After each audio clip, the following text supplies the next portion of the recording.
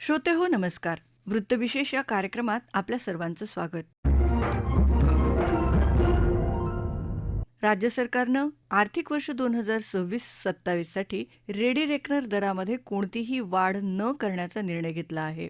यामुळे बांधकाम क्षेत्राला मोठा दिलासा मिळणार आहे. या निर्णयाबद्दलची माहिती जाणून घेऊया आजच्या वृत्तविशेषमध्ये. नवीन आर्थिक वर्षात रेडी रेकनर दर स्थिर ठेवण्याची घोषणा महसूल मंत्री चंद्रशेखर बावनकुळे यांनी केली. नोंदणी महानिरीक्षक आणि मुद्रांक नियंत्रक कार्यालयामार्फत 1 एप्रिल 2026 पासून लागू होणारे हे दर जैसे थे ठेवण्यात आले आहेत. रेडी रेकनर रेट म्हणजे काय? हा एक सरकारी दर आहे जो प्रॉपर्टीचं किमान मूल्य ठरवतो. म्हणजे तुम्ही प्रॉपर्टी कितीही कमी किंवा जास्त पैशात विकत घेतली तरी सरकार रेडी रेकनर दराच्या आधारावरच स्टॅम्प ड्युटी आणि रजिस्ट्रेशन फी आकारतं. रेडी रेकनर दरामुळे सरकारला योग्य महसूल मिळतो, प्रॉपर्टीच्या किमती स्थिर ठेवण्यास मदत होते, तसंच काळ्या पैशाचा वापर टाळला जातो. सन 2025-26 या आर्थिक वर्षात सरकारला एकूण 60,568 कोटी 94 लाख रुपयांचा महसूल मिळाला. जागतिक परिस्थिती आणि बांधकाम क्षेत्रातील सध्याची मंदी विचारात घेता क्रेडाईसारख्या बांधकाम व्यावसायिक संघटनांनी राज्य सरकारकडे हे दर स्थिर ठेवण्याची विनंती केली होती. या संदर्भातील सूचना, हरकती, विनंतीचा यथायोग्य विचार करून बांधकाम क्षेत्राला चालना देण्यासाठी शासनानं दरवाढीची टक्केवारी निरंक ठेवली आहे, असं महसूल मंत्री चंद्रशेखर बावनकुळे यांनी सांगितलं. मुख्यमंत्री देवेंद्र फडणवीसजी यांच्या मार्गदर्शनाखाली महसूल विभागात काम करत असताना एक महत्वाचा या वर्षीचा मालमत्तेचा रेडी रेकनर हा दर घोषित करण्याचा कालचा दिवस होता. आमचे बिनवडे जे आयजीआर आहेत या टीमने अत्यंत मेहनतीने आणि पारदर्शीपणे या वर्षीचा 25-26 चा जो रेडी रेकनर रेट होता तो 26-27 मध्ये कुठलीही दरवाढ न करता हा कायम केलेला आहे. तसं जर आपण विचार केला 15 ते 18% दरवाढ अपेक्षित होती, जे काही शिफारशी आल्या होत्या. पण एकंदरीत युद्धजन्य परिस्थिती बघता आणि येणाऱ्या काळातली थोडी महागाई बघता समजा असं जर परिस्थिती निर्माण झाली की महागाई वाढता, अशा वेळी अधिक आर्थिक भार लोकांवर येऊ नये, मालमत्तेवर येऊ नये याकरता मागच्या वर्षीचा मूल्यदर यावर्षी सुद्धा तसाच ठेवण्यात आलेला आहे. मागील काही वर्षांच्या आकडेवारीवर नजर टाकल्यास रेडी रेकनरच्या दरात सातत्यानं चढ उतार पाहायला मिळतात. 2017-18 मध्ये सरासरी 5.86% वाढ झाली, तर 2020-21 मध्ये कोरोना संकटामुळे केवळ 1.74% वाढ झाली होती. 2022-23 मध्ये 4.81% वाढ झाली होती, जी पुढे 2 वर्ष कायम ठेवली गेली.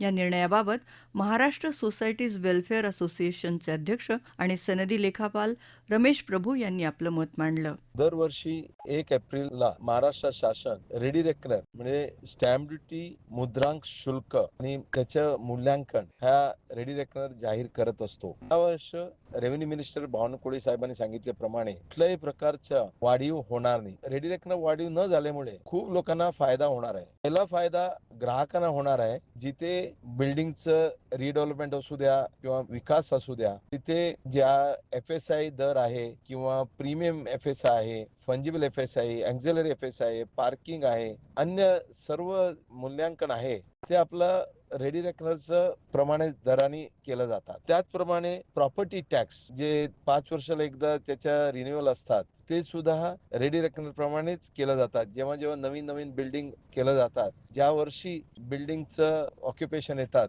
तेव्हा आपला प्रॉपर्टी टॅक्स सुद्धा ते रेडी रेकनर व्हॅल्युएशन प्रमाणे केलं जातात. आता ह्या रेडी रेकनर केल्यामुळे व्हॅल्युएशन वाढवलं न मुळे आता बिल्डरला सुद्धा तेवढाच फायदा होणार आहे. आता त्यांना एक स्थिर माहिती पडेल, पुढच्या 1 वर्षापर्यंत कुठलाही वाढीव न करता त्यांना आपला जे इन्व्हेंटरी आहे ते विकता येईल. नेहमी जे रिडेव्हलपमेंट मध्ये आपण बघतो 1 वर्ष 1.5 वर्षापासून बिल्डर बरोबर चर्चा केल्या जातात आणि अचानक रेडी रेकनर 10 ते 15% वाढवलं तर त्यामुळे पूर्ण फिजिबिलिटी बदलतात आणि नंतर जेव्हा रिडेव्हलपमेंट साठी सुद्धा बिल्डर आपला नवीन प्रकारे त्यांना ऑफर दिल्या जातात. तसंच रेडी रेकनर न वाढवल्यामुळे अफोर्डेबल घर आता लोकांना घर जे आहे ते सेम दराने होणार आहे. कुठल्याही प्रकारचा वाढीव होणार नाही. असं एकंदरीत मला वाटतं शासनाने हे जे निर्णय घेऊन ज्या मुद्रांकाचं मूल्यांकन न वाढवण्याचा जे निर्णय घेतलेला आहे हे अतिशय स्वागतकारक आहे आणि ग्राहकांना म्हणा, बिल्डरला म्हणा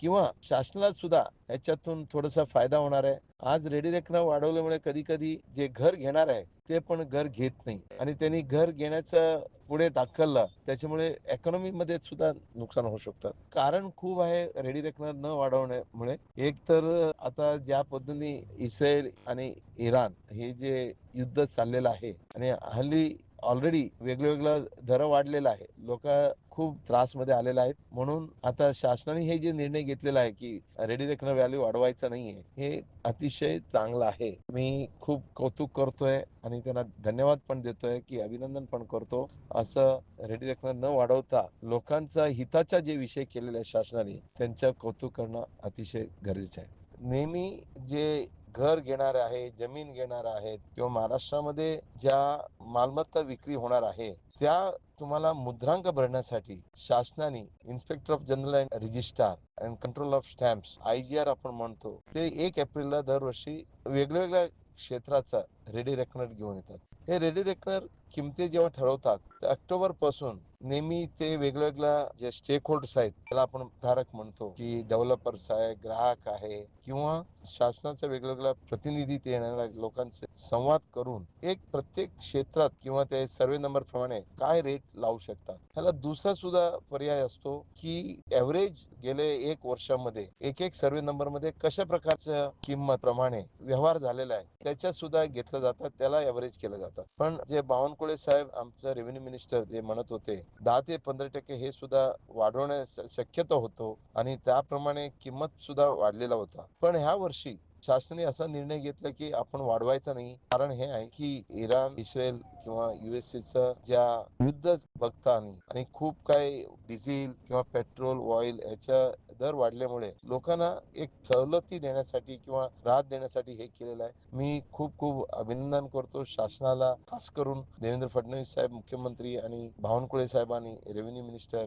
यांनी एक निर्णय घेतले की कुठल्याही प्रकारचा रेडी रेकनरची किंमत वाढवायचा नाही. आता रेडी रेकनर किंमत वाढवल्यामुळे नेहमी आपला स्टॅम्प ड्युटी जे द्यावं लागतं ते बाजार मूल्याप्रमाणे द्यावं लागतं आणि जेव्हा बाजार मूल्य वाढलं तर अर्थात मुद्रांक सुद्धा वाढतात. हे मुद्रांक कुठल्या कुठल्या व्यवहारामध्ये असतो, खास आपण बघितलं आम नागरिकांसाठी तर आपण जेव्हा खरेदी विक्री करतो ते रिसेल असू द्या, फर्स्ट सेल असू द्या, ह्या वेळी किंवा जमीन घ्यायची असेल, कधी तुम्हाला ज्या मालमत्ता घ्यायचं असेल तुम्हाला मुद्रांक जे आहे किंवा ते बाजार मूल्य रेडी रेकनर व्हॅल्यू प्रमाणेच द्यावं लागतं. आज ते रेडी रेकनर वाढल्यामुळे तुम्हाला प्रत्येक ठिकाणी सुद्धा लोकांना ते विकताना सुद्धा वाढीव दरानेच विकावं लागेल. समजा तुम्ही कमी दराने विकलं तर तिथे स्टॅम्प तर मुद्रांक प्रमाणे घेतला जाईल, बाजार मूल्य प्रमाणे घेतला जाईल, तुम्हाला त्या डिफरन्स अमाऊंटवर सुद्धा इन्कम टॅक्स येतात. शेवटी रेडी रेकनर एक तुम्हाला मार्गदर्शन देतो की कशा प्रकारचे व्यवहार करणं गरजेचं आहे. आता पुढे जाऊन जे रेडी रेकनर आहे हे सुद्धा आपला खास करून FSI आहे, TDR आहे, फंजिबल FSI, एक्झिलरी FSI आहे. हे जेव्हा एक पुनर्विकासासाठी किंवा विकासासाठी जेव्हा FSI घेतलं जातात ते सुद्धा हा रेडी रेकनर प्रमाणे घेतलं जातात. आज रेडी रेकनर किंमत वाढवलं न मुळे तर कुठल्याही प्रकारचा FSI प्रीमियमचा रेट वाढणार नाही किंवा कन्सेशनल रेट वाढणार नाही, प्रीमियम वाढणार नाही. महत्वाचं पुढचं आपण जेव्हा बघतो की स्टॅम्प ड्युटी रेडी रेकनर हे आपला प्रॉपर्टी टॅक्स जेव्हा ठरवला जातात, प्रॉपर्टी टॅक्स आपल्याला माहिती असेल, ते प्रॉपर्टी टॅक्स खास करून जेव्हा बिल्डिंग पूर्ण होतात, ऑक्युपन्सी सर्टिफिकेट येतोय तर तेव्हा लोकल प्रॉपर्टी टॅक्स लावला जातात, ते सुद्धा रेडी रेकनर प्रमाणे लावले जातात आणि दर वर्षाला 5 वर्षाला एकदा सुद्धा तर नवीन रेडी रेकनर प्रमाणे त्याला रिव्हिजन सुद्धा केलं जातात. तर तिथे सुद्धा आपल्याला एक सवलत मिळते. एकंदरीत आपण बघितलं की रेडी रेकनर ग्राहकांचा प्रत्येक ठिकाणी कामाला येतात. आता आपण विकासकाला बघितलं गेलं तर विकासकाला जास्त पैसे द्यावा लागणार नाही ते प्रीमियमचा आणि ह्याच्या, त्यामुळे काय होतं की ते परत रेट वाढवणार नाही आणि सवलतीने घर सुद्धा लोकांना देऊ शकते. एकंदरीत रेडी रेकनर एक मालमत्ताचा त्याला रेट मालमत्ताचा ज्या मूल्यांकन जे शासन करून देतो ते वाढवल्यामुळे तर कदाचित आपला रेट सुद्धा नियंत्रणामध्ये असणार आहे. तर खूप खूप मी अभिनंदन करेन शासनाला आणि आपण ह्या वर्षी ज्या मालमत्ता घेणार आहेत तुम्ही बिंदास घ्या. आता मागच्या वर्षाचं जे रेट आहे तेच रेट रेडी रेकनर बाजार मूल्य आता सुद्धा राहणार आहे. रेडी रेकनर दर संपूर्ण राज्यातील नागरिक, बांधकाम व्यावसायिक आणि सरकारसाठी कसा महत्त्वाचा असतो याविषयी सांगत आहेत विधिज्ञ आणि सनदी लेखापाल आदित्य सुरते. महाराष्ट्र सरकारने आर्थिक वर्ष 2026-27 साठी रेडी रेकनर दर म्हणजे मालमत्तेवरील स्टॅम्प ड्युटीचे आधारभूत दर हे जैसे थे ठेवण्याचा निर्णय घेतलाय. सर्वप्रथम रेडी रेकनर दर म्हणजे नक्की काय हे आपण पाहूया. तर जेव्हा घर, दुकान किंवा जमीन, मग ती औद्योगिक असो किंवा शेतीची, अशा स्थावर मालमत्तेची खरेदी विक्री केली जाते, तेव्हा त्यावर सरकारला स्टॅम्प ड्युटी किंवा मुद्रांक शुल्क द्यावं लागतं. ही स्टॅम्प ड्युटी किती असेल हे ठरवण्यासाठी सरकार दरवर्षी किमान मालमत्ता मूल्य जाहीर करतं. यालाच रेडी रेकनर दर म्हणतात आणि हे दर जिल्हा, तालुका आणि गावानुसार वेगवेगळे असतात. खरेदीदाराने विक्रेत्याशी कितीही कमी किमतीत सौदा केला तरी स्टॅम्प ड्युटी ही या सरकारी दरावरच आकारली जाते. अर्थात खरेदी दर जास्त असेल तर स्टॅम्प ड्युटी जास्त दरावर आकारली जाते. मग यावर्षी वाढ का नाही केली गेली? कारण गेल्या वर्षी म्हणजेच आर्थिक वर्ष 2025-26 मध्ये महानगरपालिका क्षेत्रात सरासरी 5.95% तर मुंबईत 3.39% वाढ झाली होती. यावर्षी सुद्धा पुन्हा 4 ते 8% वाढीची अपेक्षा होती. विशेषतः मुंबई महानगर क्षेत्र, नाशिक आणि पुणे या भागात. पण पश्चिम आशियातलं युद्ध, त्यामुळे निर्माण झालेली जागतिक बाजारातली अस्थिरता, वाढते बांधकाम साहित्याचे दर आणि सामान्य नागरिकांवरील आर्थिक बोजा हे सगळं लक्षात घेऊन सरकारने संपूर्ण राज्यात, मग ते ग्रामीण असो, शहरी असो किंवा प्रभाव क्षेत्र असो, या सर्व दर स्थिर ठेवण्याचा निर्णय घेतलाय. आता आपण या निर्णयाचा ग्राहक, बांधकाम व्यावसायिक आणि सरकार या तीनही घटकांवर काय परिणाम होतोय थोडक्यात पाहूया. हा निर्णय थेट सामान्य घर खरेदीदाराच्या खिशाशी निगडित आहे. जर मुंबईत 75 लाखांची सदनिका विकत घेतली आणि जर 5% वाढले असते तर स्टॅम्प ड्युटी आणि नोंदणी शुल्क मिळून सुमारे 1.5 ते 2 लाख रुपयांचा अतिरिक्त भार पडला असता. हा भार आता टळलाय. गृहकर्जावर अवलंबून असणाऱ्या मध्यमवर्गीय कुटुंबांसाठी हा निर्णय विशेषतः महत्वाचा ठरतो. बांधकाम क्षेत्रावर काय परिणाम होणार आहे? तर या निर्णयाचं खासगी विकासकांनी आणि त्यांच्या संघटनांनी स्वागत केलेलं आहे. जागतिक आर्थिक अनिश्चितता आणि वाढत्या खर्चाच्या पार्श्वभूमीवर हा निर्णय रिअल इस्टेट बाजारातील मागणी टिकवून ठेवण्यासाठी आणि आर्थिक स्थैर्य देण्यासाठी मदत करणार आहे.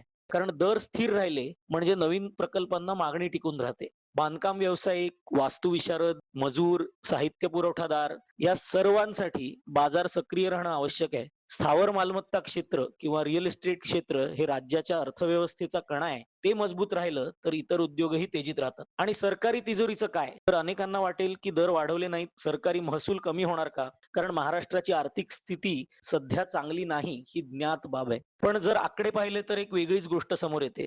गेल्या 3 वर्षाचा कल पाहिला तर 2023-24 मध्ये सुमारे 28 लाख दस्तऐवज नोंदवले गेले आणि साधारण 50,000 कोटी महसूल मिळाला. 2024-25 मध्ये हेच प्रमाण 43 लाख दस्तऐवज आणि सुमारे 58,000 कोटी महसुलापर्यंत वाढलं. आणि गेल्या वर्षी म्हणजे 25-26 मध्ये 45.6 लाख दस्तऐवज नोंदवले गेले आणि सुमारे 60,500 कोटी महसूल निर्माण झाला. हा कल जर पाहिला तर एक गोष्ट स्पष्ट आहे की दर न वाढवताही व्यवहारांची संख्या वाढली की महसूल वाढतो. सरकारने आर्थिक वर्ष 2026-27 साठी रुपये 68,600 कोटींचं महसूल लक्ष्य निश्चित केलंय आणि हा जर वाढता प्रवाह पाहिला तर त्या आधारावरती हे साध्य करणं शक्य आहे असं आपण म्हणू शकतो.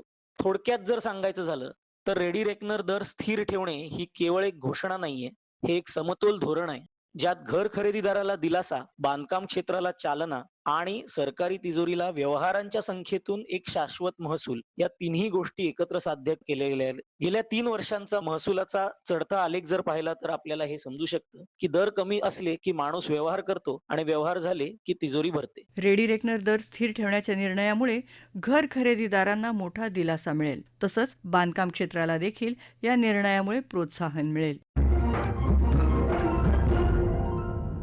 श्रोते हो, आपला वृत्तविशेष हा कार्यक्रम आपण न्यूज ऑन AIR या ॲपवरही लाईव्ह ऐकू शकता. यासोबतच आमच्या मुंबई एअर न्यूज या यूट्यूब वाहिनीवर कार्यक्रमाचं ध्वनिमुद्रण आपल्याला कधीही ऐकता येईल. याबरोबरच आजचा वृत्तविशेष हा कार्यक्रम संपला. हा कार्यक्रम आकाशवाणी मुंबईच्या प्रादेशिक वृत्त विभागानं सादर केला. संपादक आणि सादरकर्त्या भावना गोखले, निर्मिती सहाय्य स्मिता दळवी, लेखन आणि समन्वय शिबानी जोशी आणि निवेदन श्रद्धा मुखेडकर.